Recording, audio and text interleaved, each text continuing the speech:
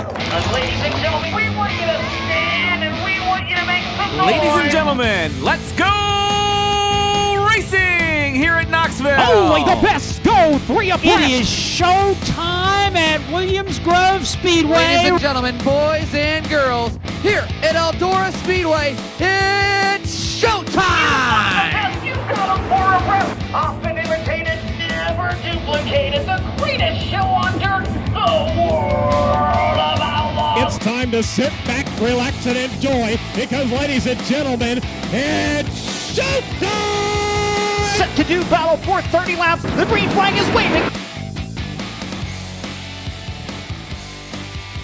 Hello again, it's Wing Nation talking sprint car racing, our favorite time of the week, and here we are at Volusia continuing our conversation. Ashley Stremme and Steve Post, and those of you watching can see we've moved to the modified pits. Those of you listening, well, we have moved to the modified pits, and we are getting ready to talk with Kenny Wallace. So, batten down the hatches. Never a dull moment talking to Herm. Oh, no, he's so passionate. I don't even know if there's anyone who holds a candle to that man. Not at all, that's for sure. Before we get to that, though, we want to talk about the National Sprint Car Hall of Fame and Museum birthdays this week. Fred Offenhauser would have had a birthday on Tuesday. Dick Toby Tobias would have had a birthday on Wednesday. Joe Jagersberger, Bayless Levitt. But today is the birthday of the Black Bandit, Steve Smith, 2000 inductee. And Ashley, when we think about great drivers from your state of Pennsylvania, Steve Smith certainly fit that category. Oh, absolutely. That black and white number 19, I'm pretty sure anyone who grew up in racing in central Pennsylvania has that car etched in their memory for sure. And it's etched in the history of the National Sprint Car Hall of Fame. Over 260 career wins. He started in 1969, raced in the late 1990s, 150 wins and 3 championships at Lincoln. 32 wins at Williams Grove. He was the 1991 Pennsylvania Speedway champion. So, yes, happy birthday to the Black Bandit, Steve Smith, here on Wing Nation. Of course, the National Sprint Car Hall of Fame and Museum, located turn number 2 in Knoxville, Iowa. If you need more information, sprintcarhof.com. That's sprintcarhof.com.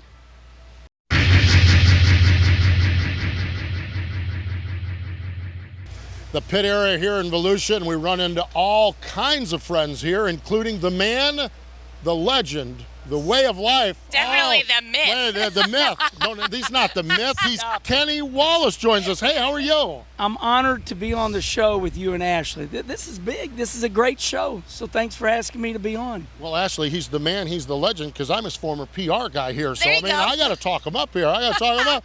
Boy, I'll tell you what, thinking about that, that was like 20 years ago with the Square D team. You and I got on the road together. That was a good time. I've been really lucky because you've gone far, and then Chip Weil was my PR man with Bill Davis, and now he's the damn president of Daytona Speedway. So I don't think I'm bad luck for anybody. No. You're doing good. I'm doing real good. Real good, that's for sure. Well, Kenny, we're here at Volusia. You've been here for years. Yes. You saw it when it was asphalt. Right. I want to know, we always talk about, what's different in racing since when you started to now.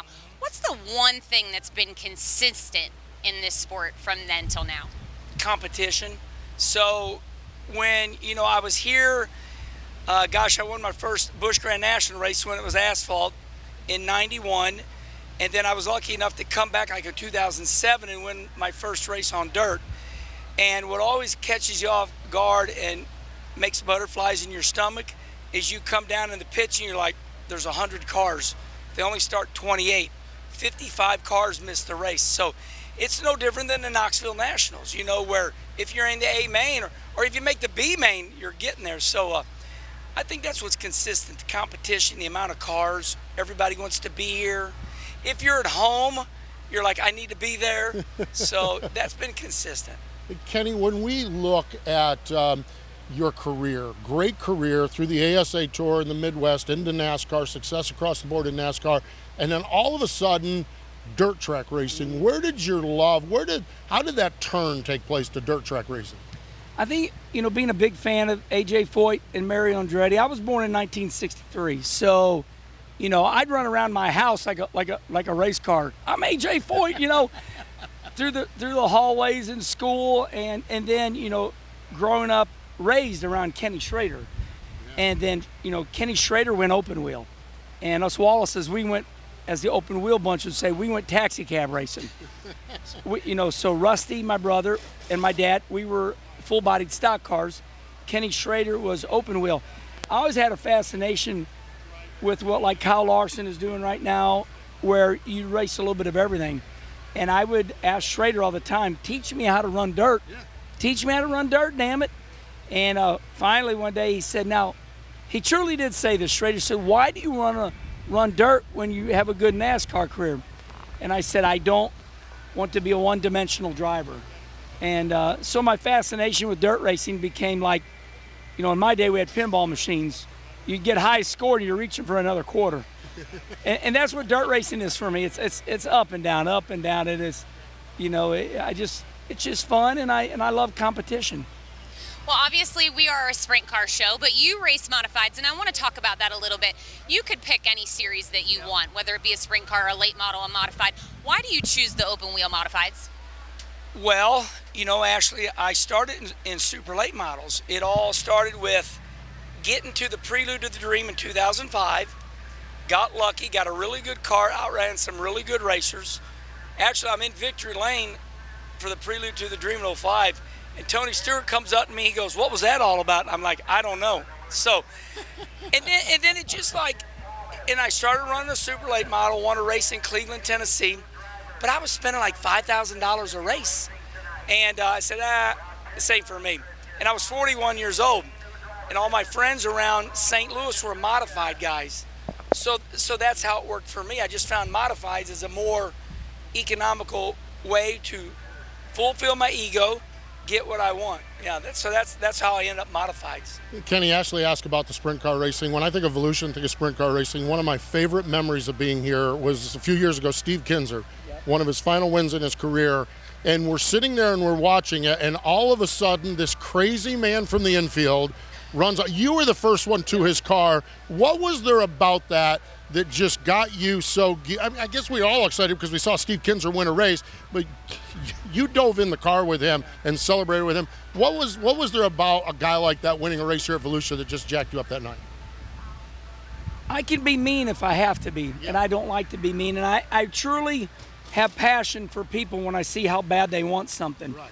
And I just followed his career, and he just did his own thing, and I'm thinking, my gosh, this guy's 59, 60 years old, and I'm one of the biggest sprint car fans there are. It's just that, where I was in circumstances, I didn't start racing until I was 22. Yeah. And I just, I was a full-bodied, family, my dad, all of us, but I love sprint cars. And I started watching Kinser, and I'm thinking, this guy has made it this far with no injuries. And I was just a big fan of his, the way he went about it, being able to make a living. And when he won here that night, I just became overwhelmed, and I wanted to run to his car and congratulate him for winning. Listen, the Pennsylvania Posse, the Northeastern, center steer modifieds. But it's just a big deal when you really see somebody that loves the sport like I do. So I was just really happy for Steve, and I wanted him to know how happy I was for him. Whether it made a difference or not, but I wanted him to know I'm a fan of his. That was so cool. That really, truly was. Well, it's so true, and that's what we all do this for. It's passion that drives us. It's the love of the sport. Along the journey that you've had from crew chief and your brother to now racing dirt here yourself, is there one moment in that awesome timeline that you have of passion and love of racing that really sticks out to you? There's a lot good, but there's way more bad. So for me in racing, I've become more honest the older I got. And, maybe over the last year, I've been super honest. My career, now that I'm older, you look back on it, was a lot of misery, Ashley. NASCAR just ripped my heart apart. I didn't get what I wanted at it. Most people would go, oh, you made it to NASCAR, and it is. I'm so thankful, but I think, for some reason that 1998 Bud Shootout, where I got lucky enough to have a good car that day, and me and Rusty finished 1-2. And it really wasn't even that moment. It was, I think we went across the street, my mom and dad, Rusty, Mike, all of us, and I think it was Casa Gallardo's. I don't know what it was. It was a restaurant. And I looked up, and it was on a major network, like a CNN or something like that, and I looked up, and it said, Wallace brothers finished 1-2. And I went, wow, you know, and for a moment, it's like, you know, I'm a kid from, no different than you, Ashley, you know, from Pennsylvania. So you get to the point where, like, you know, and then you walk past Richard Petty, and you're like, I can't believe that Richard Petty knows my name. And so it's not really one moment, it's just this timeline of events to think that, you know, I'm doing what I dreamed of. And to me, that's passion. You know, I could have quit so many times from heartache, and I just wouldn't. You know, Ashley, I'm the type, you ever see that cartoon character where you're getting swallowed, but I'm hanging on? Yeah. I'm going down your neck, but I'm not going down. So I'm a little dumb because I won't quit. You know, I'm hardcore. So I know you are like that too. And I've just been choked out by Kenny Wallace. And a lot of fun along the way. And a lot of fun along the way. One of my fondest memories with this guy was a New Year's Eve party with him standing on top of the bar pitching Jello shots at me. Yes, exactly. Lots of fun, Kenny. Lots of fun along the way. Lots of fun now and in the future. Yes. We appreciate you being such a positive ambassador for the sport, and especially dirt track racing. Well, it's real. I feel that dirt racing has been overlooked for so many years, thought of as a redneck dirt racing bunch. And, I mean, we are a little redneck. I mean, we get our cars super dirty, then we wash them. We get them super dirty, and we wash them. It's never ending, but I tell you what, I wouldn't have it any other way. So I love dirt racing. Well, let's be honest. We go around in circles to see who the fastest one is. There we go. Why do we got to do that? Yeah, like, hey. Exactly. Exactly. How about that? Kenny Wallace joining us here today on Wing Nation.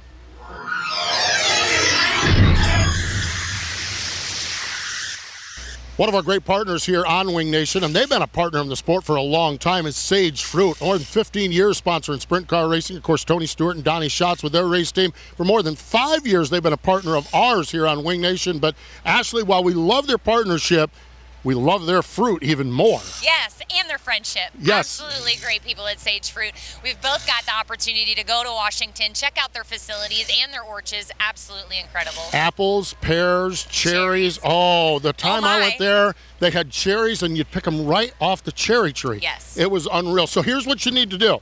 Okay, you check out your local grocer and see if they have Sage Fruit. If they don't, ask for them. That's right. It's good. It'll be worth it, that's for sure, to check out our friends at Sage Fruit. Another one of our partners on the show is Aggressive Hydraulics, and had the chance to spend a little time with these guys up at the Chili Bowl. They sponsor Ryan Newman's car and the Chili Bowl, and really, they sponsor Ryan with everything he does. And really, it's good to see sponsors that support us, support drivers and racers when they go out and race on the short tracks as well. Indeed, and that's why it's important that our fans and our viewers at home support our sponsors. Exactly. So, Aggressive Hydraulics, if you have anything that needs a hydraulic part, and this is for big commercial, small projects around your office or around your business, Aggressive Hydraulics, they can produce it, they can put it together. Great staff, great team. They're founded in 2002, and they are specialists, the top company as far as hydraulics. So whatever you need, I would list the industries they're involved in, but we would be off the air by the time we could get that list. They do it all. They are great, great people. And with that, I think that's going to wrap it up for us here at Volusia. Oh my gosh, sad moment, that's for sure. You can get Wing Nation gear. It is available on wingnation.com or on the All-Star Circuit of Champions trailer when it goes around the country. Follow along with us on social media, on Twitter and Facebook, and our YouTube page. Oh my gosh, all of our interviews are on there. Blowing it up. They really are, including some special interviews on there, but we're going to share some of them with you on this week's MAV TV show. MAV TV, 7:30 and 10:30 a.m. Wing Nation, presented by Sage Fruit. Ashley Stremme and Steve Post from Volusia. We are loving every minute of being down here, and we're glad you joined us here this week. This has been the Wing Nation Podcast. Find Wing Nation on wingnation.com, Facebook, YouTube, or your favorite podcast provider. The Wing Nation Podcast is a production of the Motor Racing Network. All rights reserved.